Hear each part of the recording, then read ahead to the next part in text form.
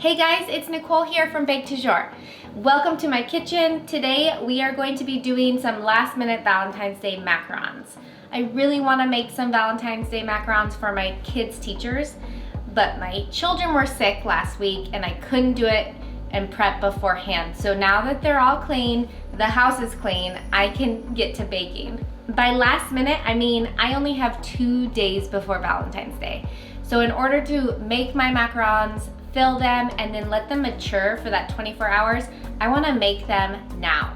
Usually I like to prep, do shells first, then I'll make fillings, and then I'll have a filling party another day, usually 2 days before an event.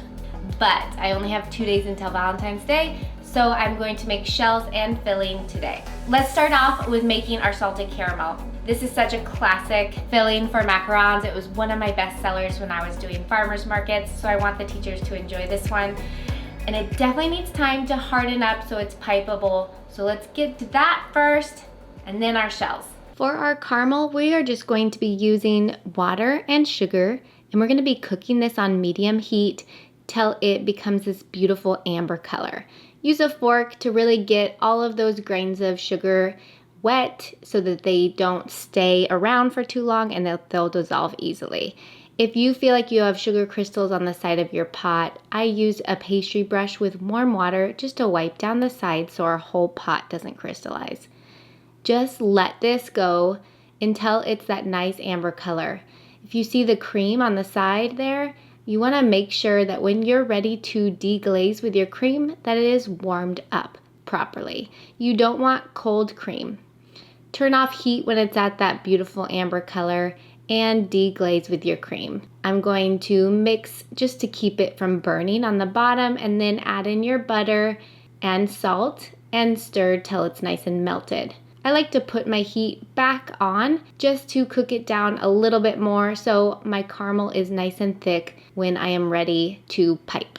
Right after you cook it down for about 30 seconds to a minute, get that into a separate bowl and put it in an ice bath so it cools down and doesn't burn. I add a little bit of vanilla paste, and I have this full recipe in my top 5 fillings for macarons video if you want to check it out. It thickens up so beautifully. Once it's at this stage, you can put it into a container and pop that in the fridge. All right, now that our salted caramel is done, I'm gonna set it in the fridge and we can get started on our shells. So I'm gonna be making 2 different macaron shells today. I'm gonna be making some circular macaron shells like normal and some heart macaron shells for fun for these teachers. For my heart shells, I'm gonna color red rose. And for my circular macarons, I will do this beautiful mauve color. This is one of my favorite colors. These are both the Sugar Art gel products. I also love the Master Elites from the Sugar Art. These are great when I want to split my batter and do multiple colors from one batch. So these are those gel paste colorants. If you're in the market, you can get 10% off by using Baketoujours when you check out as a promo code. So let's get started on those shells. So for these shells, we're just gonna get this egg white really nice and frothy before we add in our sugar. And earlier you saw me just combining my egg white powder into my sugar with a fork. Do half of your addition of sugar, mix for 30 seconds, and add the second half. Right now, all we want to do is just dissolve that sugar in our liquid egg whites. So wait till they're frothy, then add your sugar. And then once you see the stream of the egg whites has no granulars of sugar left, then you're ready to turn your speed up on your mixer to about a 6 to really start getting volume. But you don't want to start getting that volume until all those granulars are gone. So here I felt the stream of my egg whites and sugar. I didn't feel any granulars left, so I'm popping this up to a 6 on my KitchenAid. Just let this go till you have this nice white, beautiful, thick meringue. And then I'll turn it up to an 8 and really get it to that stiff point.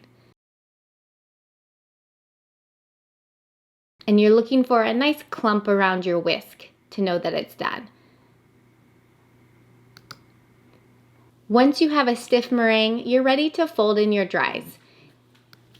I like to fold in my dries in 2 editions. I'll sprinkle in half of my dries and just sort of try to make the meringue and the almond flour and confectioner sugar in one.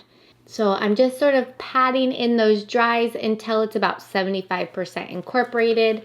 And then I'm going to add in my 2nd edition of almond flour and confectioner sugar. As I said before, we are making 2 different colors from the same batch, so I am trying my hardest not to deflate this at all. Once I'm at the stage where all my dries are incorporated well, I'm going to split this into 2 so I can work on my 2 different colors. This is the red rose color going in for my hearts. I wanted more batter for this because my hearts are going to be fairly big, and I wanted to have about the same yield of hearts to circular shells. Just mix in your colorant as well as you can without deflating until it's fully mixed. And then once you're at that stage, then you can start your macaronage process and really deflate your batter. So just keep mixing. This can take a while until you're at that flowy consistency. And then we're going to put this in a piping bag and move on to our next color. I dropped in my mauve color from the Sugar Art, and I'm just mixing this in like I did before. And once it's at that flowy consistency, pop that in your next piping bag and you're ready to pipe both your hearts and your circles.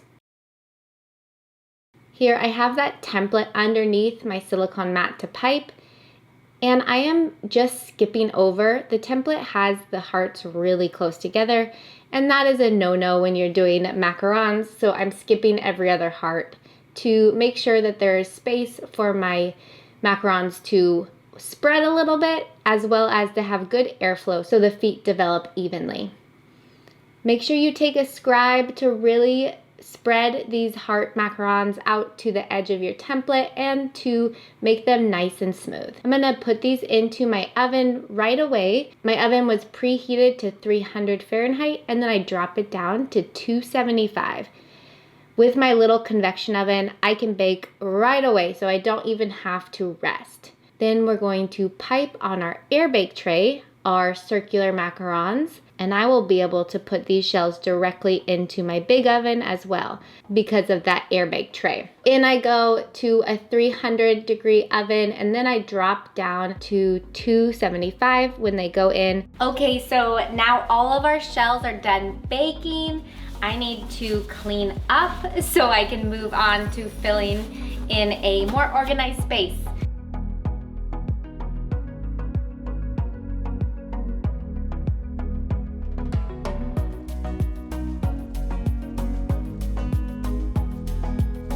All right, now that I've refreshed my space, cleaned up a bit, I have about 10 minutes to fill all my macarons and then go pick up my kids from school. So I'm gonna do that, and then I'll store these in an airtight container overnight in the fridge, and tomorrow I'll package them once they're nice and cold, and then the following day, my kids will give their teachers their treats. So that's our timeline, let's get to it. So first, I just wanna take all of my shells off of the mat and pair them up to find their mates. Once I lay them all out, I'm going to have my filling party. I'll be filling with my salted caramel that we made today, and then I have extra Earl Grey buttercream that's in my freezer that I am going to fill my hearts with. So here I'm filling my circular macarons with that salted caramel that we made today. See how nice and thick it is too? It's absolutely gorgeous for a macaron filling. Then I'm gonna sprinkle on some salt just to add more flavor and take away from the sweetness. Sandwich these together with a little squish and a twist, and then we're going to put these into a container to the side and clear our space for our next ones. So here is my Earl Grey buttercream, and we are just going to sandwich those together, sprinkle with some Sugar Art diamond dust, and put these away to store overnight before we package. All right, so it's the next day. Our macarons have sat in the fridge and gotten nice and cold, so I'm gonna package them. And I have these cute little 3 by 4 inch packages that self-seal. You take off a little sticky thing and they seal themselves. It's awesome, especially if you're doing farmers markets. These were from Paper Mart, but I loved those. So I like to just get a stack out and then one by one. Now the heart ones, I made sure they fit. Put them through just the side. Sideways, and they fit so beautifully. And then when they're cold like this, of course your buttercream isn't gonna smear on the edge of this plastic. So that is why I like to make sure they're super cold. I don't want any melty buttercream or fillings on the side of my bag.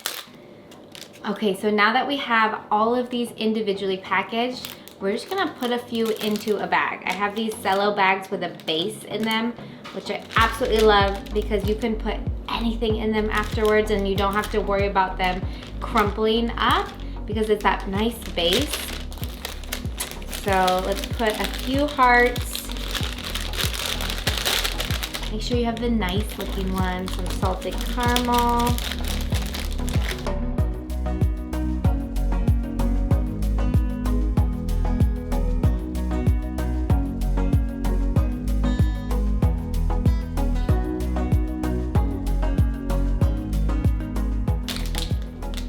I like that. And get some pretty ribbon. Make sure you have enough to tie a bow.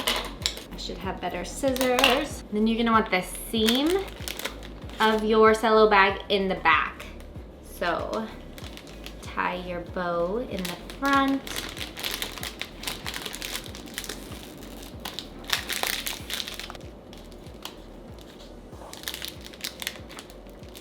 There.